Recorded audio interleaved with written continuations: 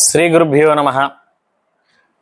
ఆలయ దర్శనీయ నియమాలు అని కొన్ని ఉంటాయి.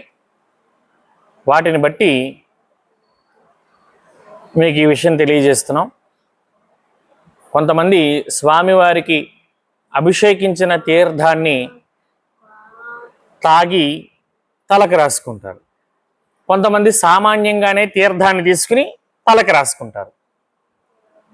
అసలు తీర్థాన్ని తలకే రాసుకోకూడదు. మరి గుడిలో తలపైన ప్రోక్షణ చేసేవి కుంభ ప్రోక్షణ, కలశంలో నీళ్లు సంప్రోక్షణ చేస్తారు. అవి తలపై సంప్రోక్షణ చేయించుకోవచ్చు. కుంభ ప్రోక్షణలు జరిగినప్పుడు, కలశారాధనలు జరిగినప్పుడు ఆ నీరు కలశం ఉద్వాసన చేసిన తర్వాత అందులో పవిత్ర జలాలు మన శిరస్సును ప్రోక్షణ చేస్తారు. అవి మాత్రమే శిరస్సును ధరించాలి.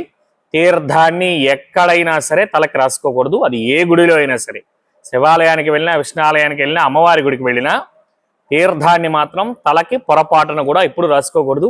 అలాగే తీర్థాన్ని తీసుకునే పద్ధతి ఈ జనరేషన్ పిల్లలకు నేర్పించాలి.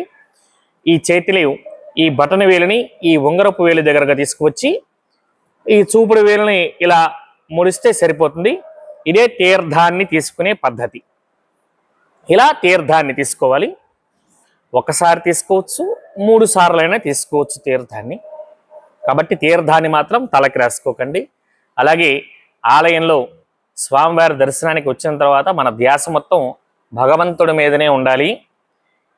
ఏ కన్ను చూడటం లేదని చెప్పి మన ఆలోచన కానీ, మన మనస్సు కానీ, మన దృష్టి కానీ పక్కకు వెళితే అది ఉచ్ఛ్వాస నిశ్వాస రూపంలో 2 సాక్షులు.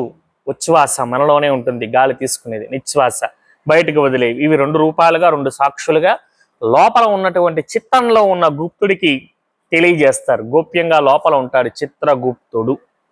ఆయనకి తెలియజేస్తారు. ఆయనది రాసి ఉంచుతాడు కర్మ ఫలాన్ని. కాబట్టి మనం ఆలయానికి వెళ్ళినప్పుడు మన మనస్సు పవిత్రంగా ఉండాలి, మన మాట పవిత్రంగా ఉండాలి, మనం చేసే పని పవిత్రంగా ఉంటే సర్వత్రా జయం కలుగుతుంది. మనం చేసేటువంటి పుణ్యఫలం మనకు సంపూర్ణంగా లభిస్తుంది. సర్వే జనాః సుఖినో భవంతు.